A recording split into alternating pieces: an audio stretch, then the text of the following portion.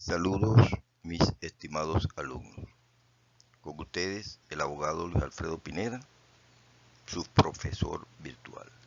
En este video 2 vamos a trabajar con la teoría del delito en las unidades 3 y 4. Comenzamos con la importancia de la ley y hablamos sobre el principio de legalidad. Esto consiste en que el Estado venezolano, a través de su gobierno, pueda hacer solamente lo permitido por la Constitución y las leyes de la República. Este principio de legalidad usted lo puede conseguir en el artículo 137 de la Constitución de la República de Venezuela. Igualmente, así pueden revisar el artículo 117, 141 y 115 de la propia Constitución. Allí ustedes van a profundizar sobre el principio de legalidad. En cuanto a la ley en el tiempo, cuando hablamos de la ley en el tiempo, estamos hablando de la retroactividad de la ley. O sea, la concebimos así desde que nosotros estudiamos derecho, cuando hablamos de la ley penal en el espacio, en el tiempo, decimos la retroactividad. Estamos en la retroactividad de la ley. Ese principio de retroactividad corresponde a que la ley contenga pena menos severa o más benigna.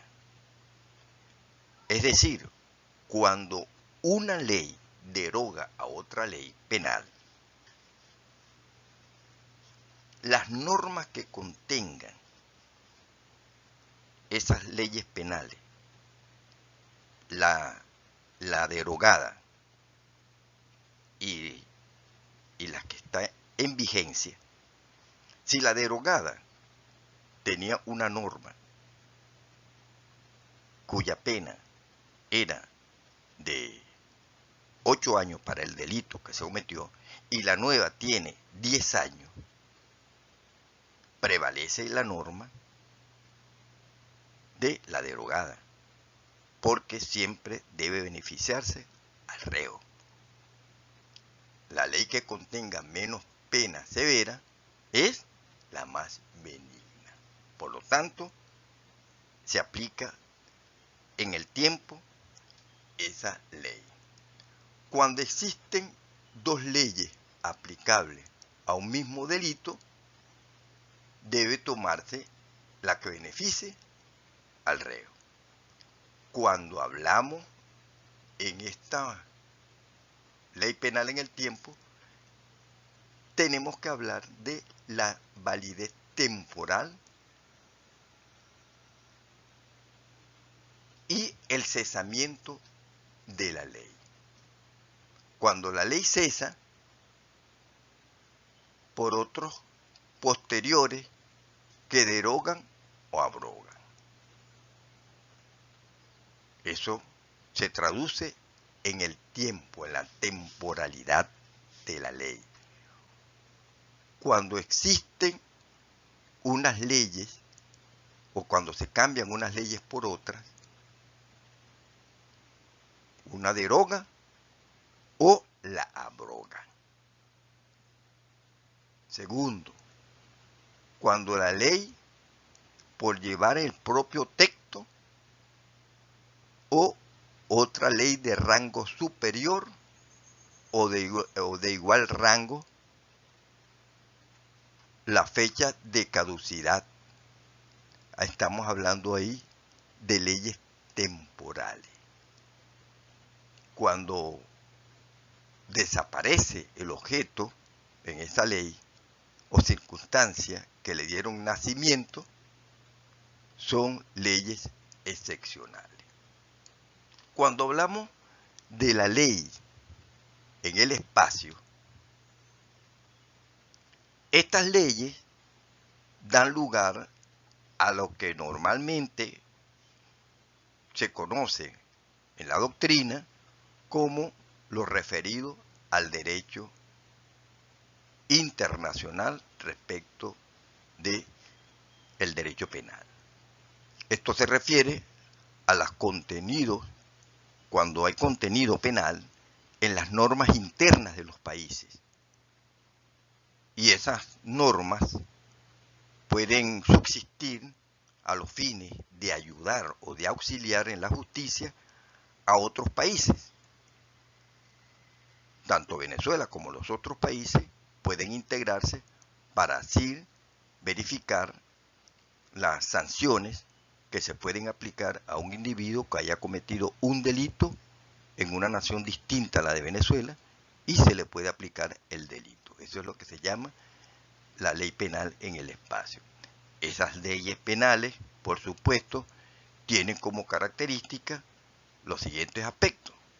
Primero, el principio de territorialidad, el principio de nacionalidad, el principio de protección y el principio de comunidad de Estado. Todo eso se lo dejo a ustedes para que profundicen, porque ustedes son abogados y deben conocer todas estas cosas.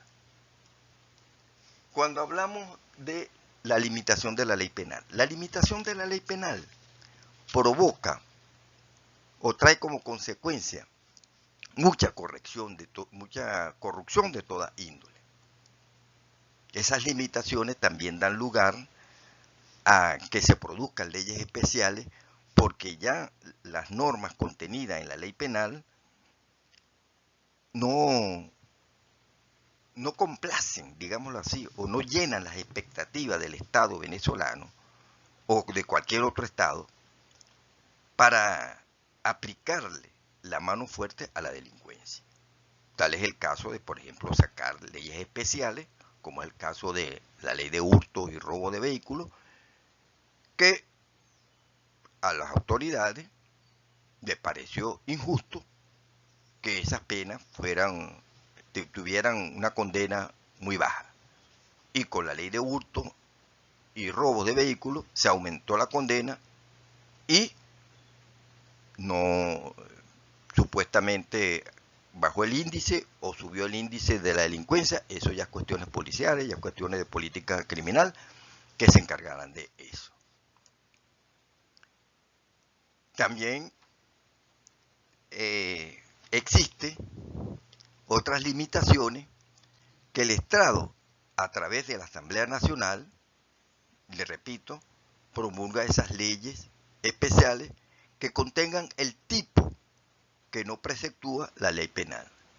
Asimismo, existen tipos penales cuyas penas son muy bajas y esto provoca la actuación de mucho mayor del acto delictivo, que es lo que le hablé anteriormente sobre los ejemplos que les puse.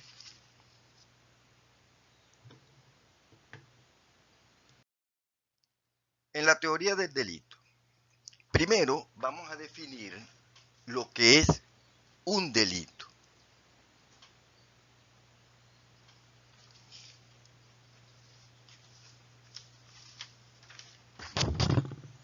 De forma general, en lo penal, el delito sustituye la palabra crimen y de forma específica es la infracción más grave que se pueda cometer en una sociedad en detrimento del orden jurídico imperante.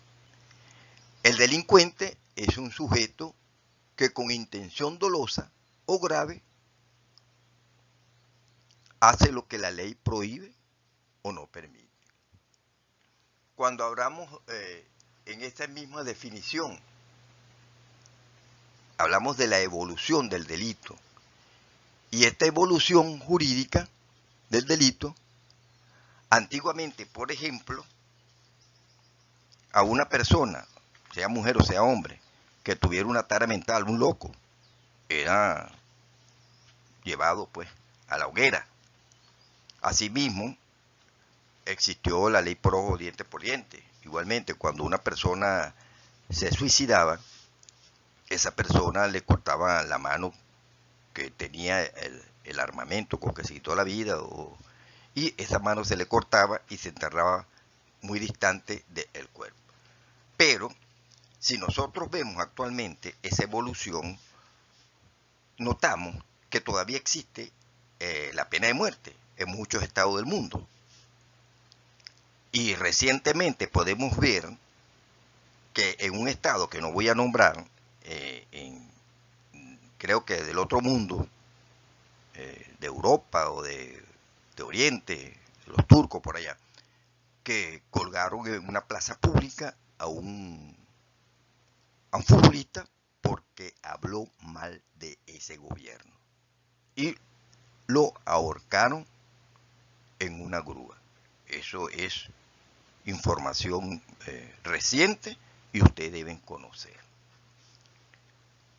En cuanto a la acción es un elemento del delito, pero la tenemos aparte allí porque la acción, ella tiene una teoría y es una discusión bastante fuerte sobre el criterio de, ella tiene muchos criterios.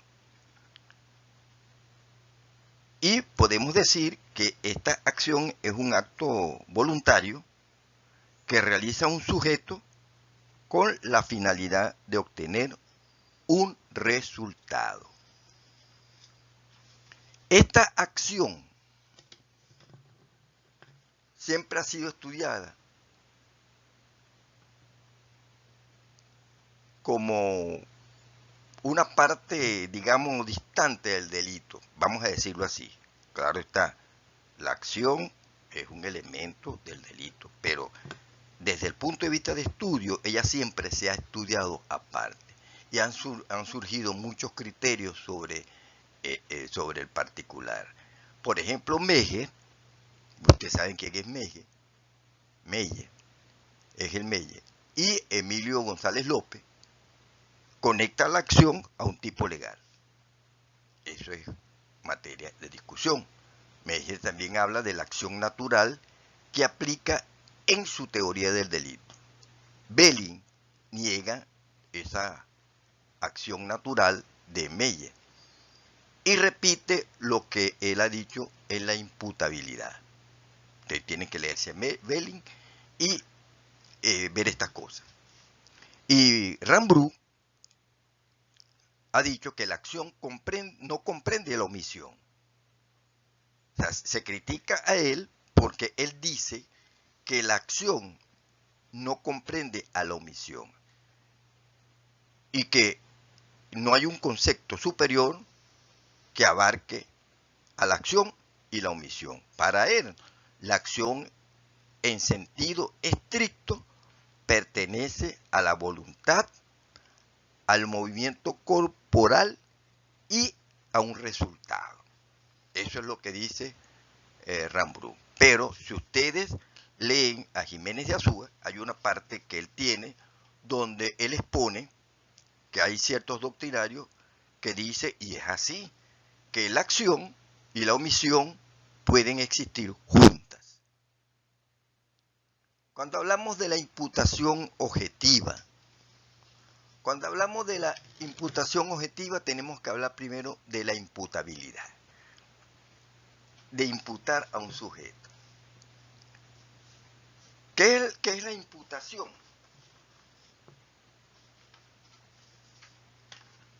La imputabilidad es un elemento del delito que consiste en atribuirle a un sujeto y hacerle pagar la consecuencia del acto por él cometido. Cuando se imputa al sujeto, se le atribuye la responsabilidad de un delito y por lo tanto es responsable y culpable, lo cual lo hace merecedor de esa imputación por parte del Ministerio Público. La causalidad no es la única condición para la imputación de un resultado.